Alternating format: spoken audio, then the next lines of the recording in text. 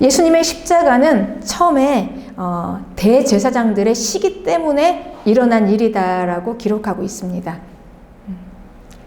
대제사장들이 예수님을 시기했던 그 악으로부터 시작한 십자가예요. 십자가는 뭐 다른 이유가 아니었습니다. 이 종교적인 부분, 하나님과의 이 관계, 가장 높은 곳에서 우리가 가장 높아야 한다, 이렇게 생각하고 있었던 대제사장들이 하나님의 아들이라 이러면서 사람들이 막 모여드니까 시기한 거예요. 이 악으로부터 시작했습니다.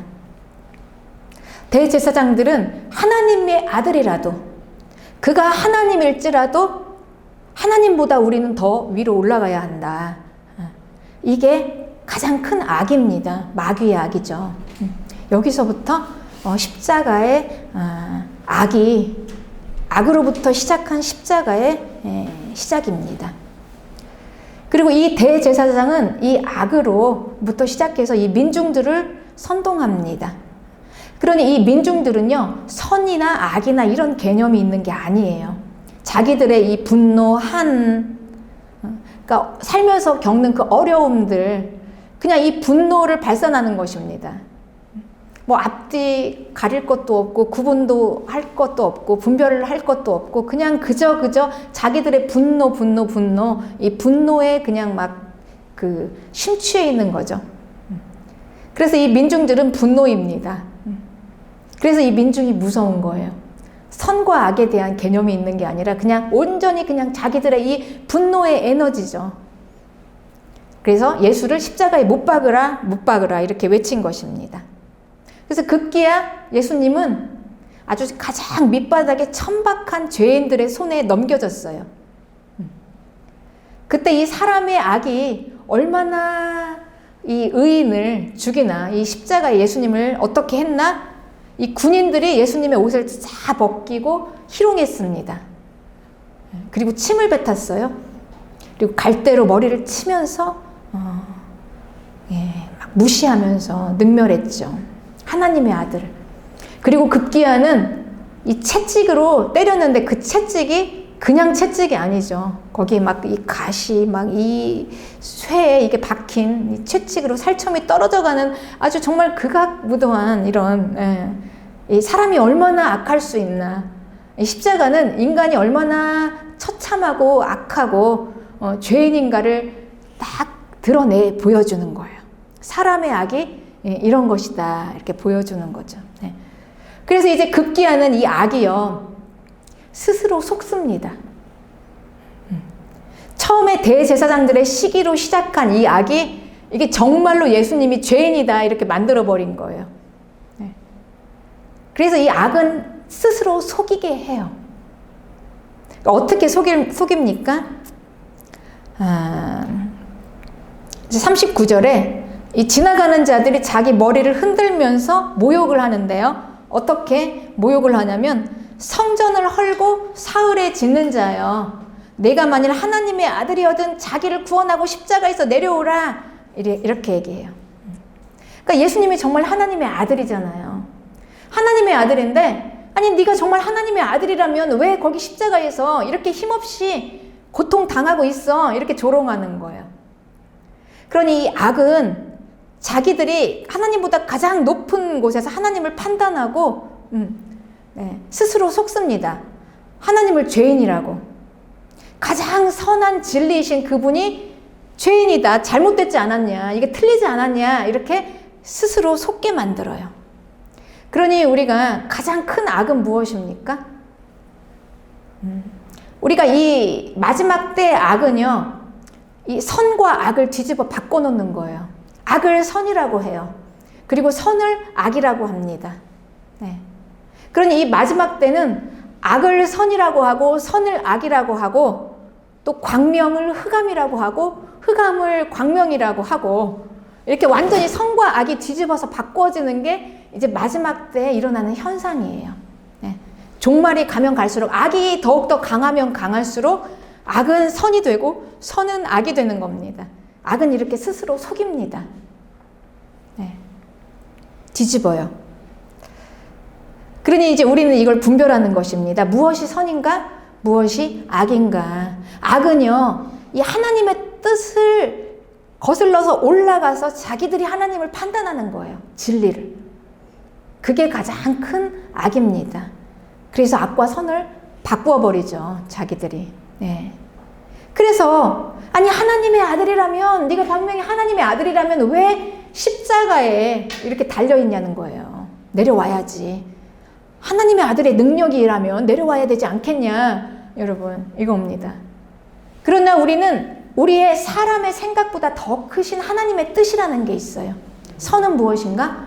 하나님의 뜻. 이 하나님의 뜻을 우리가 알아가는 게 선인 거예요. 그러니 이 세상은 이 하나님의 뜻을 알려고 하지 않아요. 무시합니다. 그 진리는 그냥 짓밟아 버리는 거예요. 자기들의 옳음으로. 그래서 이 선과 악을 바꿔 버립니다, 여러분. 네. 그래서 우리는 이걸 분별하는 거예요. 선은 오직 하나님에 있습니다. 하나님께만 있어요. 그분의 말씀만이 진리예요. 그분의 말씀을 가지고 있는 우리가 진리를 알고 있는 자들입니다. 그러니 우리는 누구보다도 선이 무엇이고 악이 무엇인지를 우리는 분별할 수 있어야 하는 것입니다. 그러니 마지막 때는 무조건 자기들의 생각으로, 자기들이 옳아서, 아니 하나님이라면 이러면 안 되지. 하나님이라면 십자가에 달려있으면 안 되잖아. 더 능력 있게, 더 세게, 더 강하게 십자가에서 내려와야지 그게 하나님의 아들이 아니냐. 이렇게 이게 인간의 생각입니다, 여러분. 하나님을 판단하는 인간의 생각, 이것이 바로 악이다. 그래서 이 용감한 인간들은요, 가감없이 자기들의 생각으로 그냥 하나님의 진리를 바꿔버리는 거예요. 이게 선이 아니냐. 더 강해져라. 더 힘있게, 더 능력있게 내려와라. 그러면 우리가 믿겠다라는 거죠. 그렇지 않으면 우리는 믿을 수가 없다. 우리의 생각으로 이해되지 않으면 우리가 믿을 수가 없다. 이렇게 얘기하는 것입니다. 그래서 이제 그들은 조롱합니다. 저가 이스라엘의 왕이다. 42절이에요. 지금 십자가에서 내려오면 우리가 믿을게. 이렇게 말하는 것입니다. 그리고 이제 더 나아가서 43절에는 그가 하나님을 신뢰하니 하나님이 원하시면 이제 그를 구원하실지라. 그의 말이 나는 하나님의 아들이라 하였도다. 이렇게 얘기하는 거예요. 아니 하나님의 아들이라면 하나님이 너를 구원하시지 않겠냐. 왜 하나님이 그대로 두시겠냐. 이건 뭐가 잘못된 게 아니냐. 하나님의 뜻, 하나님의 뜻은 예수님이 십자가에서 죽으시는 게 하나님의 뜻이에요. 그런데 아무리 생각해도 이게 땅의 생각입니다. 사람의 생각이에요. 몸으로 사는 생각이에요. 우리가 땅에서는 강성해야 되고 힘이 있어야 되고 많아야 되고 부해야 되고 돈도 많이 벌어야 되고 하나님이 도우시면 그게 하나님의 축복이 아니냐. 그런데 힘없이 병 걸리고 또 사업이 망하고 또 가난하고 약하고 이거는 하나님이 도우시는 게 아니잖아. 그건 축복이 아니지. 너는 하나님께 저주받은 존재야. 이게 사람의 생각이에요, 여러분. 우리가 하나님의 그 무한하신 생각을 어찌 알 수 있습니까? 십자가는 애초에 태초부터 하나님이 사람에게 행하시려는 아주 하나님의 크고 원대한 비밀스러운 계획이에요. 그건 아무도 알 수 없어요. 하나님의 영이 아니면. 사람이 어찌 하나님의 그 무한하시고 크신 생각을 다 알 수 있겠습니까? 하나님이 어찌 자기 아들을 십자가에서 죽이셔서 우리를 구원하려는 그 계획을 어찌 사람의 생각으로 이해할 수 있겠습니까? 사람은 할 수 없어요. 사람은 죽었다 깨나도 하나님의 생각을 이해할 수 없어요. 그래서 예수님의 십자가를 바라보는 모든 사람들은 이걸 다 이해하지 못했어요. 그래서 이 교만한 악은 판단하는 거예요. 하나님의 아들에게 너는 하나님께 저주받은 자야. 하나님이 살아계신다면 이럴 수가 없어. 그렇죠, 여러분? 우리 그렇게 생각하지 않습니까? 하나님이 살아계신다면 내 인생이 이럴 수가 없어. 왜 이런 고난이 오지? 내가 기도해도 왜 하나님은 침묵하시고 들어주지 않으시지? 왜 안 되지? 하나님이 살아계신다면. 그리고 우리는 판단합니다. 하나님은 내 기도를 들어주시는 분이 아니야. 그분은 능력이 없으셔. 그리고 더 나아가서 우린 또 손가락질하면서 판단하죠. 봐, 그러니 저 사람은 하나님께 축복받지 못한 자야. 이렇게 함부로 우리가 판단합니다. 하나님의 그 무한하신 뜻을 모르고. 여러분, 우리가 어찌 축복 안에 있는 하나님의 자녀를 우리가 어찌 판단합니까? 그래서 예수님의 그 무한하신 그 크신 하나님의 뜻을 지고 가시는 그 십자가를 바라보면서 이 대제사장들은 이렇게 손가락질했어요. 조롱했어요. 네. 그렇습니다. 이게 악이에요. 하나님을 넘어서서 판단하는 거.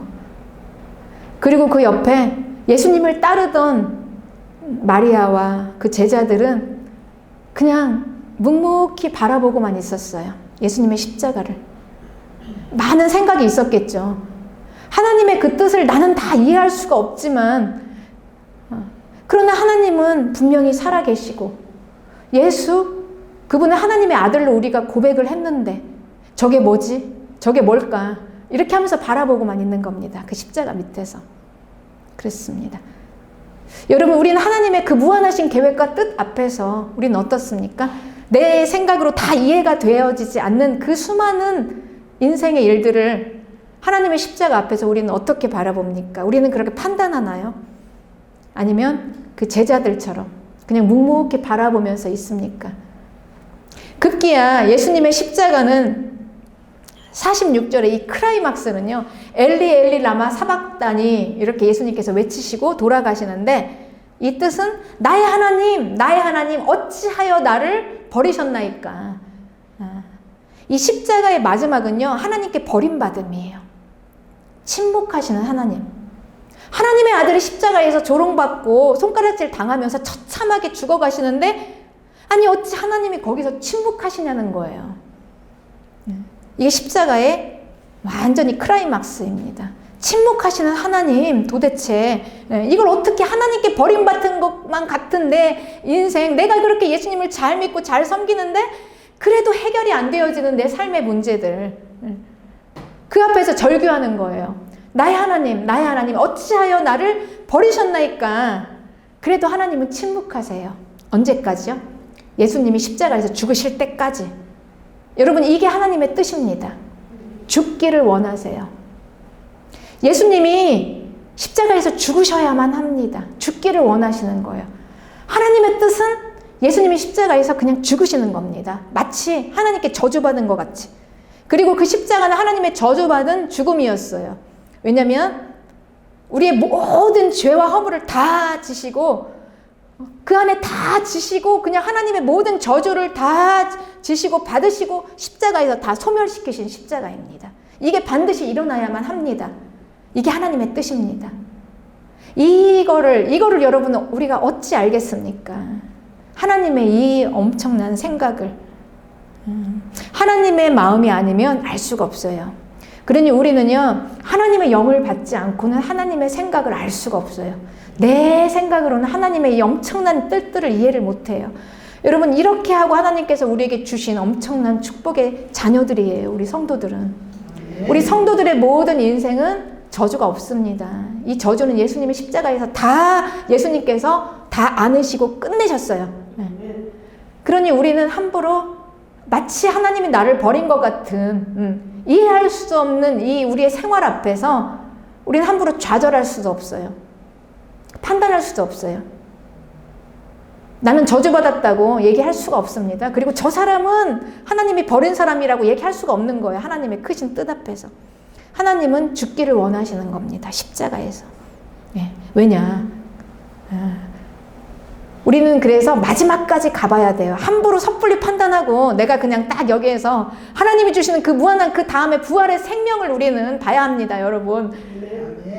우리 생각으로 막아놓으면 안 돼요. 내 인생 가운데 하나님이 왜 나를 죽이시냐, 마치 저주받은 것처럼 그냥 왜 그냥 가두어 두시냐. 이유가 있습니다, 여러분. 우리는 그 다음까지 나아가야 돼요. 부활의 생명. 부활의 생명이 어떻습니까? 51절에 예수님이 죽으시니까 그 다음에 이 성소의 휘장이 위에서부터 아래로 쫙 찢어졌어요. 갈라졌어요. 그러면서 휘장이 쫙 열어졌는데, 이거는 하나님과 사람 사이가 이제 막힌 담이 없다는 거예요. 이 성소의 휘장은요, 아무나 하나님 앞에 들어갈 수가 없었습니다. 그래서 휘장으로 막아놨어요. 하나님은 너무나 거룩하시니까 죄인인 인간이 가다가 하나님과 이렇게 딱 마주쳐서 불에 타서 죽을까봐, 그 하나님의 영광의 불에 타서 죽을까봐 휘장으로 안전핀으로 이렇게 가로 막아준, 그게 열어진 거예요, 여러분. 예수님의 십자가가. 그래서 예루살렘 성전에 그 휘장이 매일 짐승을 피를 뿌리고 제사를 지내러 들어가는 그 성전의 휘장이 갑자기 쫙 찢어졌어요. 쫙 열어졌어요. 이거 엄청난 일이에요. 이건 다 놀랄 일이에요. 휘장이 열어지면 안 돼요. 거기는 아무나 들어갈 수 없어요. 대제사장의 대표로 1년에 한 번씩만 들어갈 수 있는 그 장소예요. 지성소. 거기가 열어졌어요, 여러분. 예수님이 죽으심으로. 더 이상 저주가 없다는 거예요. 하나님이 우리를 받으신다는 거예요.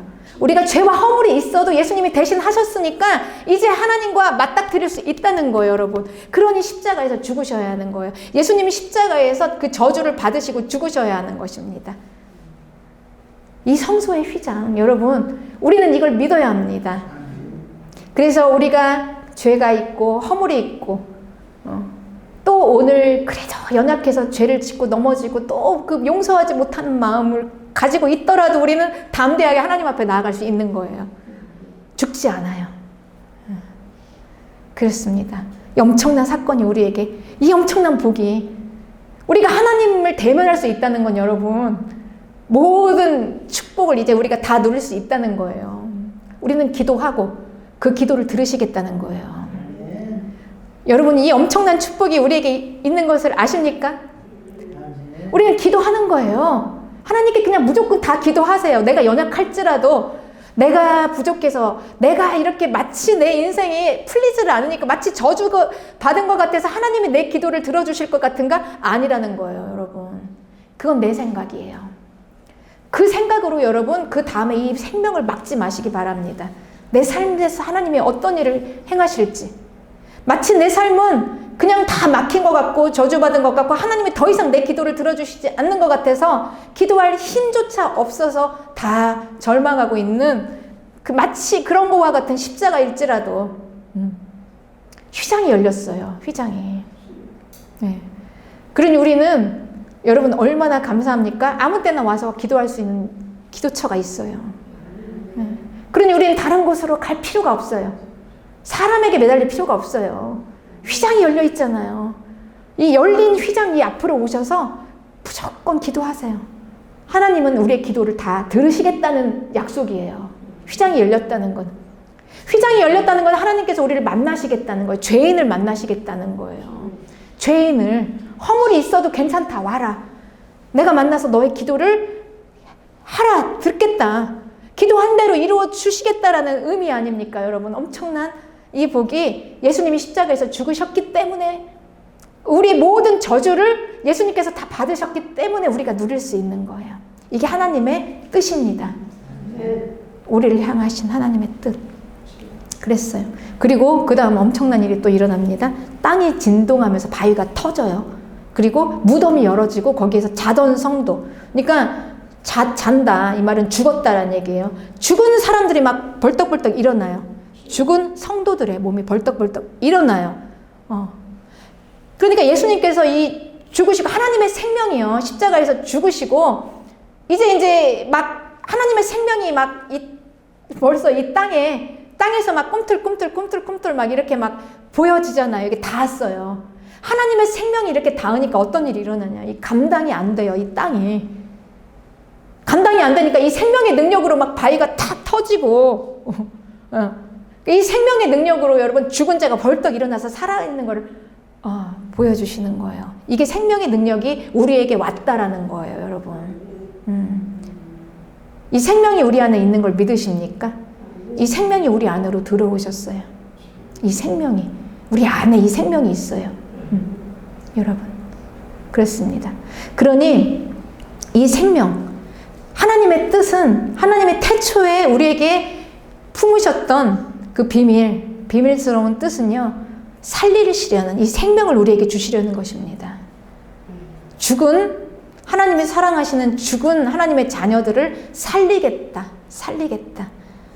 그러니 살리시려고 하시는 것이에요. 우리를 살리시겠다는, 이 생명을 받아라, 이 생명. 오직 하나님의 이 생명으로만 살 수 있어요.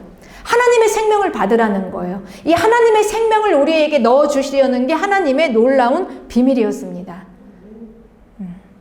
하나님의 생명, 하나님의 생명. 네. 그래서 이 하나님의 생명을 우리가 어떻게 받았나. 그리고 우리는 이걸 반드시 알아야 해요, 여러분. 내가 어떻게 하나님의 자녀가 되었고, 내가 예수님을 어떻게 믿게 되었고, 나에게 지금 있는 게 무엇인가. 이런 걸 우리가 알아야 하는 것입니다.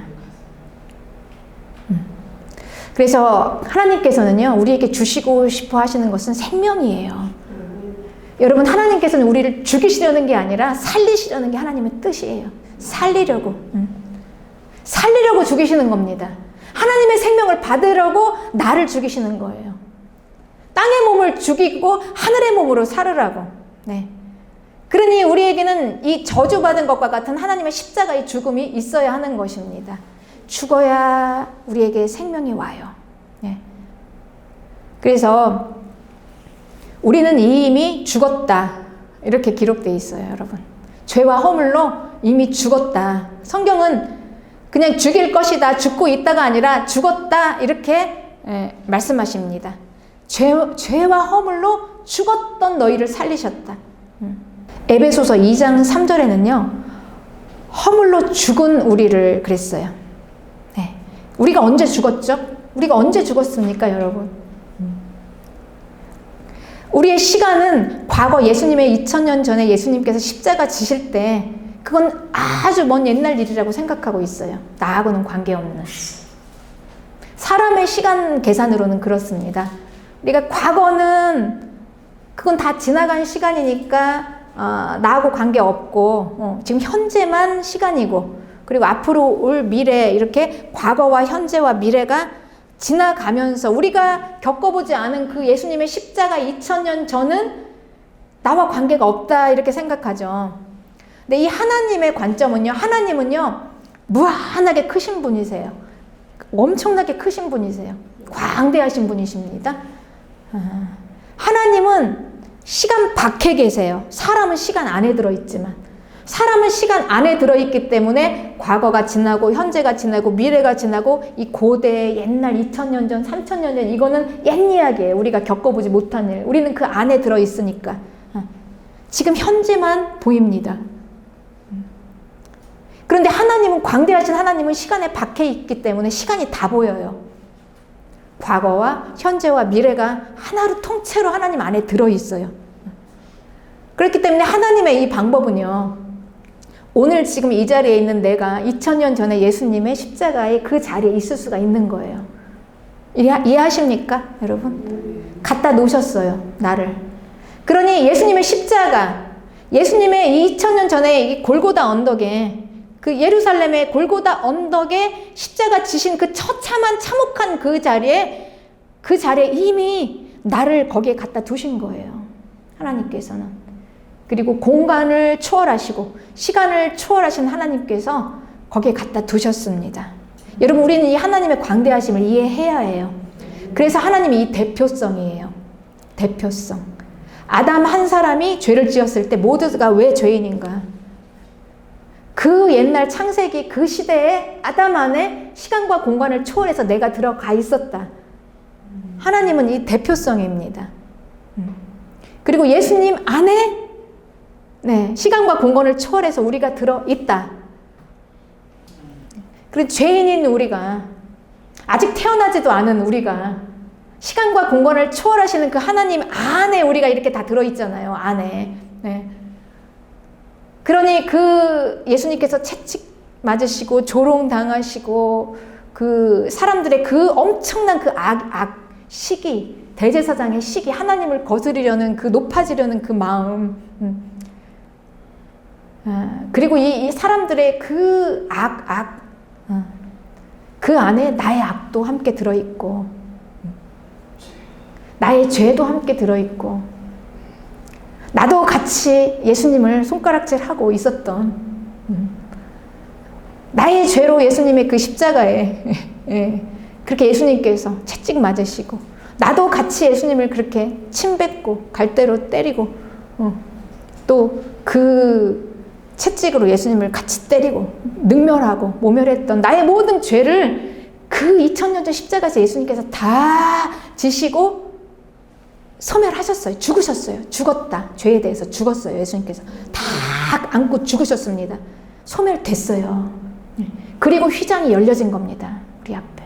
그리고 휘장이 우리에게 열려진 거예요.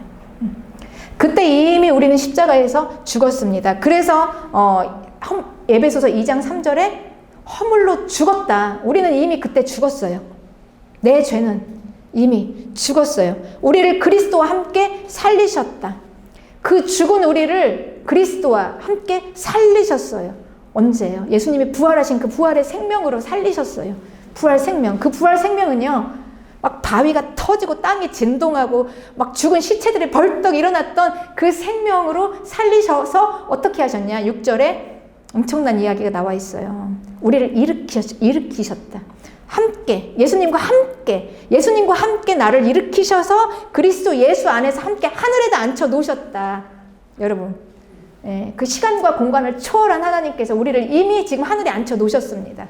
하나님의 나라가 우리에게 왔어요, 이제. 그리고 우리는 예수님과 함께 하나가 되어서 이제는 아주 하늘에 앉아있는 존재가 된 거예요, 여러분. 그게 성도입니다. 믿으십니까? 그러니 이제 우리 안에는 어떻게 살아요? 이제는 예수님을 몰랐을 때 땅의 육체로 그냥 나 혼자 살아가는 삶이 아니라 이제 이 생명이 내 안에 함께 하시는 하늘에 지금 올라가 있는 삶이니까 성도는 대단히 신령한 사람들이에요. 이제 우리는 이 신령한 삶을 살아야 해요. 예수님 믿은 사람들은. 이 땅의 것으로 그냥 땅은 무엇입니까? 여러분, 말 그대로 몸이에요. 그냥 몸 하나 만족하면 되는 거예요. 그래서 사람들이 왜 다 땅의 생각이었잖아요. 땅의 생각은 무조건 잘 돼야 돼요. 돈 많이 벌어야 합니다. 그리고 건강해야 해요. 게다가 예수님을 믿으면서 이런 게 무너지면 이해할 수가 없는 거예요. 땅의 사람들은. 왜 자녀들이 안 되는데, 내 기도가 왜 응답이 안 되는데, 왜 나는 계속 고통스러운데. 땅의 생각입니다, 여러분. 그런데 우리는 이 땅으로 사는 사람들이 아니에요. 우리는 하늘에 앉혀 있잖아요. 분명히 나와 있습니다. 에베소서 2장 6절에 또 함께 일으키사 그리스도 예수 안에서 함께, 예수님과 함께 하늘에 올라가 있는 사람이에요. 우리는 시간과 공간을 초월해서. 그러니까 우리의 지금 공간은 어디입니까? 우리의 영역은 땅이 아니라 하늘에 있다는 거예요, 여러분.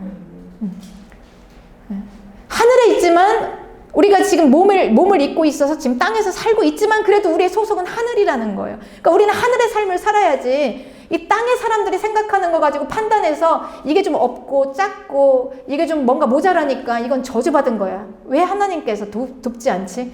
우리는 축복을 못 받았구나. 이렇게 판단하면 안 된다는 겁니다. 우리는 이제 하늘의 것으로 살아야 돼요. 하늘의 것. 하늘은 이 땅을 능가하는 거예요. 초월하는 거예요, 여러분. 그렇습니다. 그 생명이 내 안에 있어요. 그래서 이미 죽은 내가 이제 이 생명이 자꾸 살아나야 하잖아요. 우리는 생명으로 살아야 돼요, 이제 그렇게 사시기 바랍니다, 여러분. 성도가 되었다는 거, 예수님을 믿는다는 건 이제 생명으로 산다. 하늘에 앉아서 하늘의 것으로 생명으로 사는 아주 신령한 자들. 그러니까 이 땅하고는 차원이 다른 자들. 그러니 이제 내 안에 생명이 막 있어요.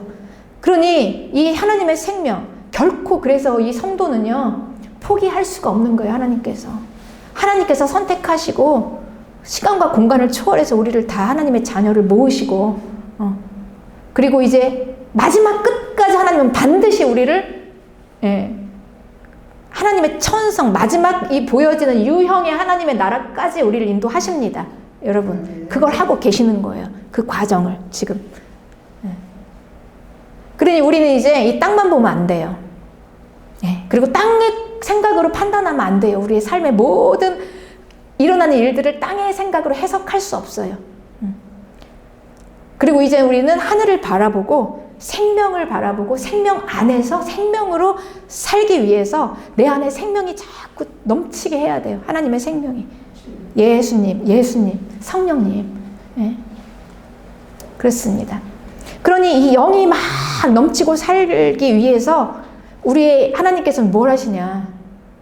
이제는 우리의 이 땅에 속해 있는 이 땅에서 살고 있는 우리의 몸을 죽이시는 거예요. 십자가에서. 네. 하나씩 하나씩 죽이시는 겁니다. 그래서 우리는 이제 이렇게 고백해요. 갈라디아서 2장 20절에 내가 그리스도와 함께 십자가에 못 박혔나니, 네. 못 박혔다 이미. 지금 못 박힐 것이다. 박히고 있다. 앞으로 박히게 될 것이다. 나는 박히길 소망한다가 아니에요, 여러분. 이미 박혔다. 2000년 전에 예수님의 십자가에서 나는 이미 죽었으니까 그런즉 이제는 내가 사는 것이 아니오. 내 안에 그리스도께서 사시게 하는 거예요. 하나님의 영이 나를 인도하시고 이끌어 가시는 엄청난 이 능력으로 살아야 돼요. 그래서 내가 육체 가운데 사는 것은 나를 사랑하사 나를 위하여 자기 자신을 버리신 하나님의 아들을 믿는 믿음으로 살아간다. 네. 그러니까 땅의 생각과 땅의 질서로 사는 게 아니라는 거예요. 이미 죽어요. 그러니 우리는 날마다 죽습니다. 나의 죄가 보이고 허물이 보이고, 네. 내 갈망. 여러분, 우리가 왜 내 기도가 응답되지 않았다고 우리가 왜 절망합니까? 우리의 탐심, 욕심, 갈망, 반드시 이루고자 하는 내 뜻대로 하겠다는 거잖아요. 여러분, 아까 악이 뭐고 우리가 조금 전에 봤죠? 악이 무엇입니까? 그리고 선이 무엇입니까? 선은 하나님의 뜻을 이루는 거. 악은 무엇입니까? 하나님이 넘어서서 하나님의 생각보다 내 생각이 옳다는 거. 이게 악이에요, 여러분. 네. 그러니 하나님의 선한 하나님의 우리를 향하신 하나님의 뜻은 무엇입니까? 생명, 살리겠다, 생명 주시겠다. 그래서 우리는 적극적으로 내 인생을요, 이 생명에 그냥 완전히 던져야 돼요. 이제는 생명을 향해서 나아가야 하는 거예요. 그러니 생명을 이루시기 위해서 하나님은 내 몸을 죽이기를 원하세요. 그래서 이제는 더 이상 우리는 좌절할 필요가 없어요. 내 기도가 응답이 안 되는 거에 대해서. 그리고 내 몸이 자꾸 죽어가는 거에 대해서 내 탐심으로 만들어 놓은 잔뜩 불법과 막 싸워서 빼앗은 이런 이 물질이 여러분 다 그냥 이게 허비되고 소진되고 탕진이 되더라도 여러분, 네. 거기에 대해서는 우리가 눈물 흘릴 필요가 없어요. 믿으십니까? 동의하십니까? 네. 우리의 탐심은, 우리의 욕심은 여러분 죽어야 돼요.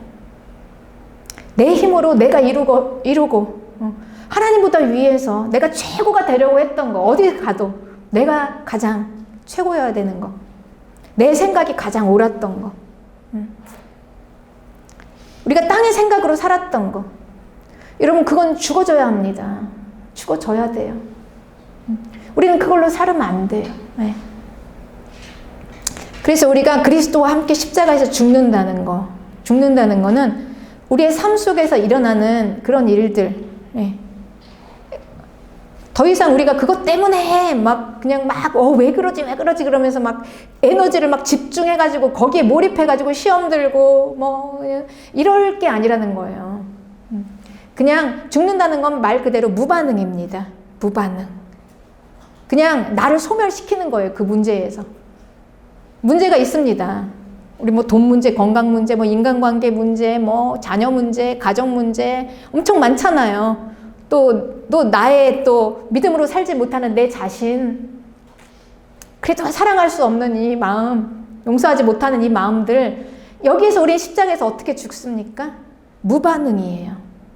거기에서 그러니까 뭔가를 우리가 막 죄를 안 지으려고 막 노력을 해서 죄를 안 짓는 게 아니에요, 여러분. 그냥 죄 앞에서 죽는 거예요. 내가 열심히 기도해서 하나님의 축복을 받으려고 내가 막 기도해가지고 막 이거 해보려는 게 아니라는 거예요, 여러분. 그냥 그 문제 앞에서 죽는 거예요. 네. 근데 죽는다는 거는요, 그냥 나를 없애는 거예요, 거기에서. 이거는 대단히 해보지 않은 분은 이게 어떤 의미인지 모를 거예요.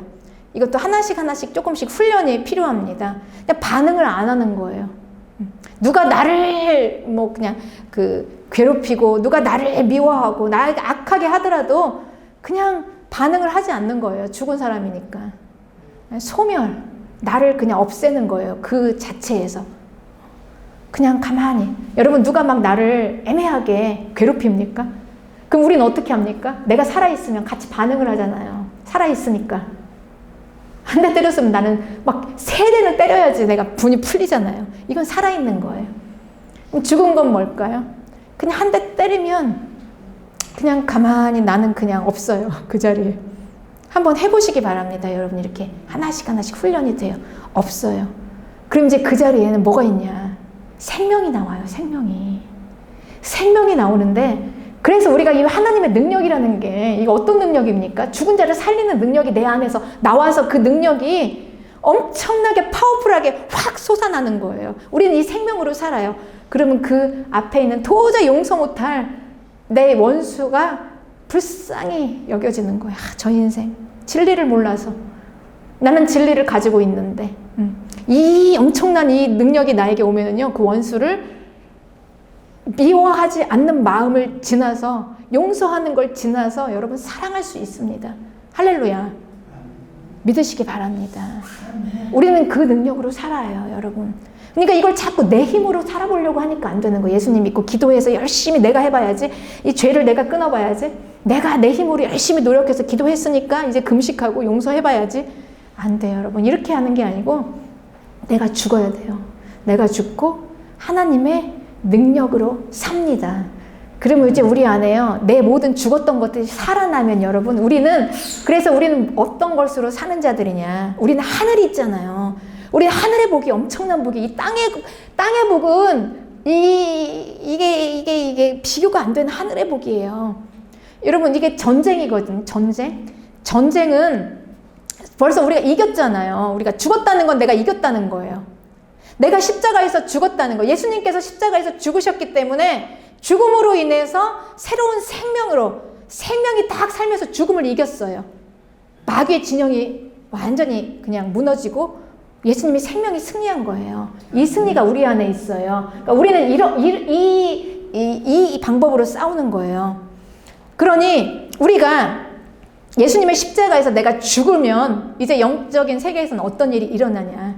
예수님의 이 십자가에서 내가 함께 죽었을 때, 내 몸이 죽었을 때 이제 안에 생명이 살아나면은요, 이 땅에 권세 잡고 있었던 공중 권세 잡은 어둠의 진영들이 완전히 무너지는 거예요. 여러분, 이게 다 영적인 세계에서 일어나는 것입니다. 보이지 않는 거에서. 마귀가 떠나가고 귀신들이 떠나가고 어두운 것들이 떠나가고 우리 안에 괴롭혔던 모든 저주가 완전히 다 무너져요, 여러분. 생명이 살아나니까. 이거 승리잖아요, 승리.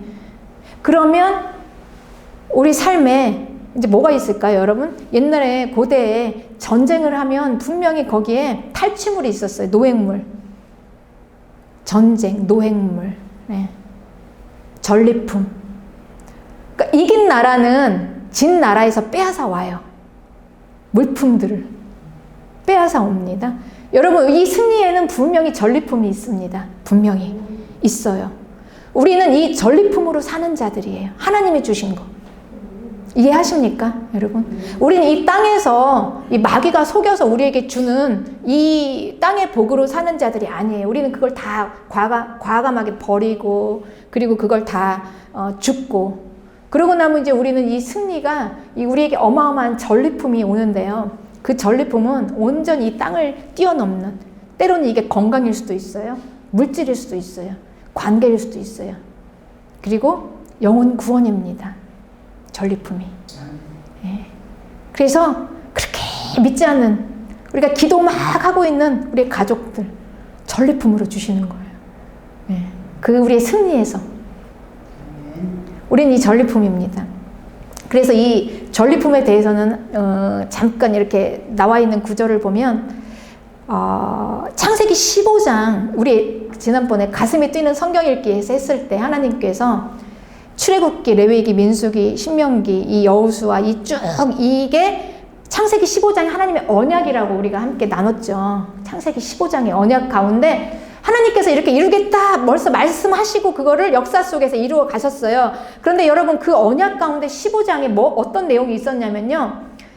그러니까 이집트에서 하나님의 백성을 빼내겠다라는 그 약속을 주셨는데, 그게 우리 유명한 홍해 사건이잖아요. 홍해가 갈라진 사건. 다 아시는. 그런데 그때 무슨 얘기를 하셨냐면 창세기 15장 14절에 그들이 섬기는 나라를 내가 징벌할지며 그 후에 네 자손이 큰 재물을 이끌고 나오리라. 그러면서 이 뭐 생뚱맞은 것 같은 이 재물 이야기가 나왔어요. 그리고 그 이스라엘 백성을 홍해 하나님께서 6월절 어린 양의 피를 바르고 구원해 내실 때 뭐라고 그랬냐면 애굽 사람에게서 그 너희들이 구해서 그 애굽 사람들의 물품을 달라고 해라. 그럼 그들이 줄 것이다 그랬어요. 왜 갑자기 이런 이야기가 있었을까? 그리고 이거를 시편에서는 이렇게 얘기합니다. 시편 105편 37절에 마침내 그들을 인도하여 은금을 가지고 나오게 하시니 그의 지파 중에 비틀거리는 자가 하나도 없었도다. 이런 이야기가 나와요. 이게 무슨 이야기일까요? 그 이집트의 노예로 살았던 이스라엘, 그 400년 동안 엄청나게 고생하면서 완전히 노예의 존재가 아무것도 없는 빈털터리, 가난한 자, 노예잖아요. 그런데 그들이 나올 때는 하나님께서 어떻게 했냐면 애굽에서 그러니까 하나님께서 주시는 게 다른 데서 하나님께서 내려주시는 게 아니라 애굽의 물품을 은과 금을 가지고 나오라. 그들에게 모든 것을 너희들이 원하는 대로 다 그들에게 요구해라. 그럼 그들이 준다 그랬어요. 그러니 하나님께서 우리에게 주시는 이 그 전리품은 그냥 이렇게 손에 안 보이는 그냥 관념의 축복이 아니라 여러분 하나님의 축복은 우리가 성도의 축복은요. 이 세상으로부터 하나님께서 전리품, 세상에서 이겨서 주시는 거예요. 애굽의 것, 아주 실제적인 것. 네. 이 세상의 애굽의 물건을 하나님이 우리에게 주시는 거예요. 전리품으로. 은과 금. 우리가 이 땅에서 쓰는 것들, 일용할 양식, 그리고 좀 넘어서 차고 넘쳐서 우리가 하나님의 일을 할 수 있도록 이들이 이걸로 무엇을 했습니까? 이 애굽에서 은과 금을 받아와서요. 광야에서 여러분 그들이 하나도 비틀거리는 자가 없었다고 그랬죠. 그러니까 이 신발이 뭐 떨어져가지고 옷이 헤어져가지고 낡아서 이렇게 막 뭐 이렇게 그냥 초라한 모습이 아니었다라는 거예요. 신발도 옷도 그 먹고 쓰고 하나도 부족함이 없었어요. 네, 넘치도록. 그리고 더 나아가서 무엇을 했냐면 거기서 성막을 만들었잖아요. 성막을 만들었는데 거기 엄청난 애굽의 그 좋은 온갖 보화들로 다 들어차가지고 뭐 청색, 홍색, 자색, 실, 뭐 엄청나게 진귀한 물건들, 뭐 해달의 가죽들, 뭐 향품들, 온갖 진귀한 좋은 것들을 다 가지고 하나님의 성전을 지었어요. 여러분, 이 풍요함입니다. 이게 전리품이에요.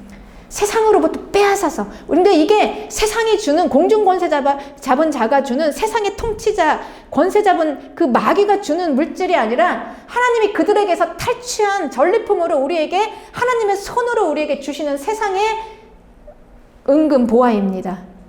아주 실제적인 우리의 필요를 채워주시는 하나님의 그 재물이에요. 그게 우리 성도를 하나님의 자녀들을 그렇게 막 가난하고 이렇게 막 비실비실 이렇게 살게 하지 않으신다는 거예요, 여러분.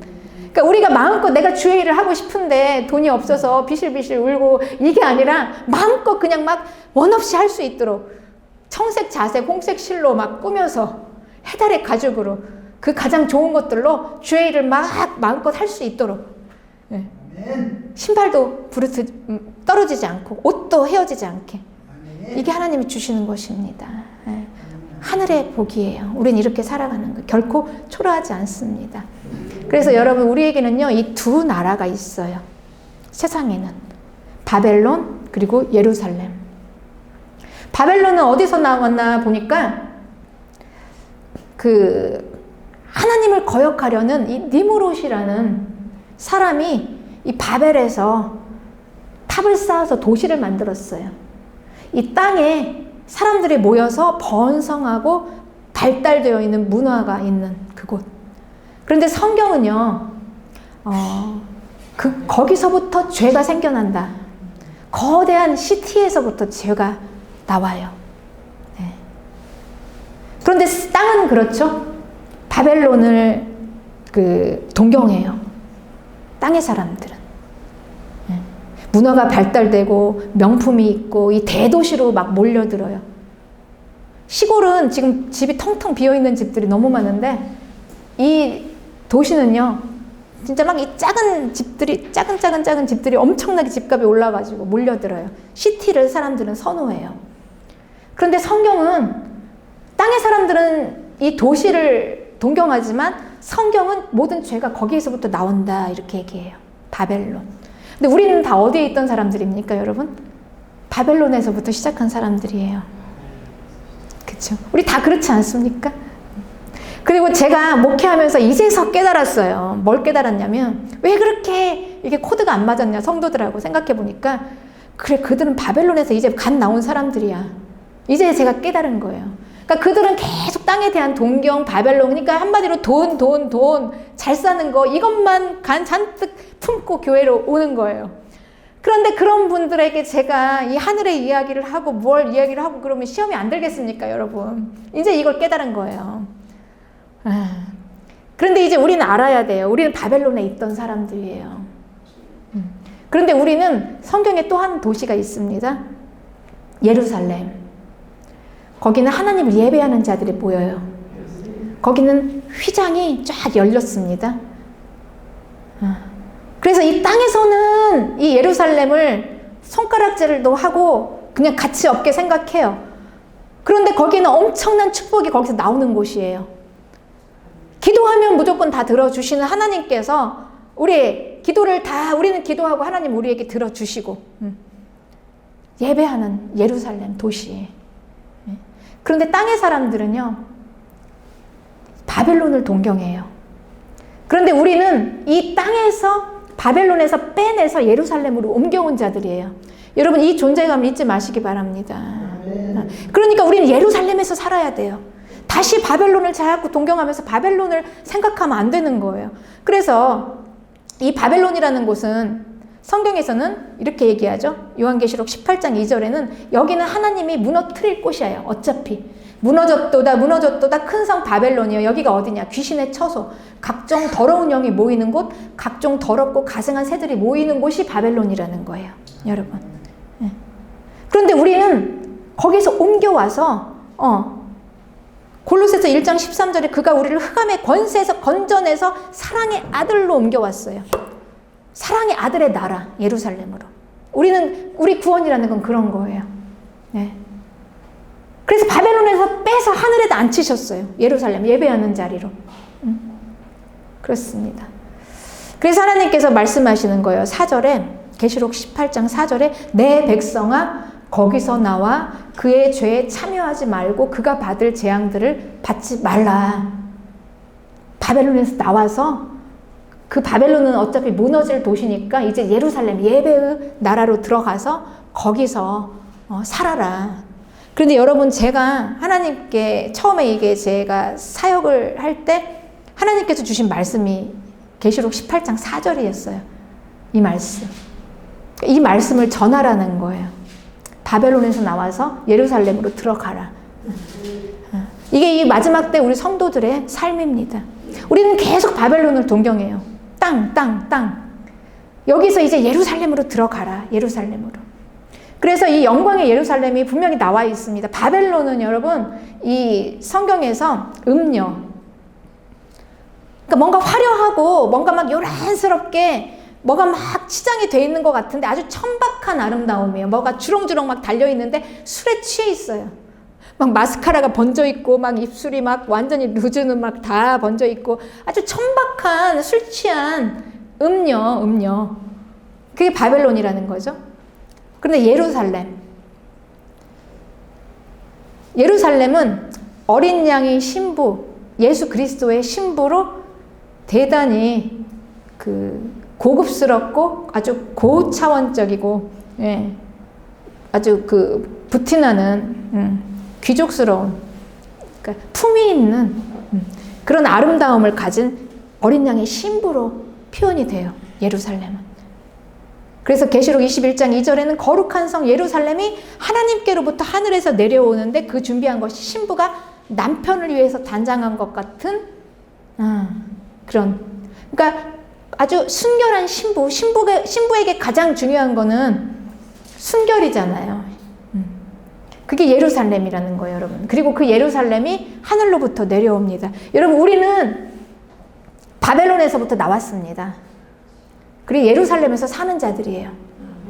그러니 우리의 삶에서는 이 바벨론이 무너져야 합니다. 내가 지금까지 계속 붙잡고 있었던 이 바벨론에 대한 동경이 하나씩 떨어져 나가야 돼요. 그러니까 우리가 죽어야 하는 건 이 바벨론을 죽여야 돼요, 여러분. 아직도 내 욕심. 이 바벨론에서는 그렇게 관계하지 않았습니까? 서로 그냥 막 물고 뜯고 막 싸우면서 빼앗는 거. 그게 우리는 체질화돼 있어요. 욕심 부리면서. 그래서 우리는 항상 그게 그냥 습관화돼 있어요. 서로 싸워서 빼앗아야 되고. 미워해요. 그래서 미움이 생기고 분열이 생기고 다툼이 생기고 내가 편해야 되고 나 중심, 나를 알아줘야 되고 바벨론. 여기에서 하나씩 우리는 죽어가는 자들이에요. 그리고 이제 우리는 예배자의 예루살렘이 하나씩 생명으로 살아납니다. 아주 신령한 생명, 예수 그리스도와 함께 계시는 생명, 하늘에 앉아있는 그 생명. 그렇습니다.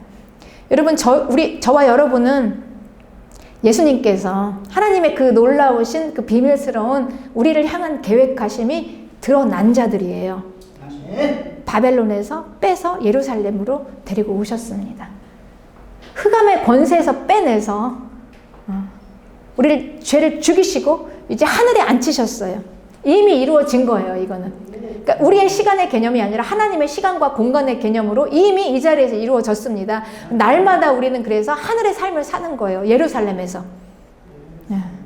내 죄는 이미 다 허물은 다 죽었다 선포하고, 그리고 실제적으로 날마다 일어나는 일 속에서 우리는 죽고, 그리고 하나님의 생명으로 그때 성령께서 우리 안에서 놀라운 일을 행하실 것입니다. 우리가 할 수 없는 일들을 하게 하세요, 여러분.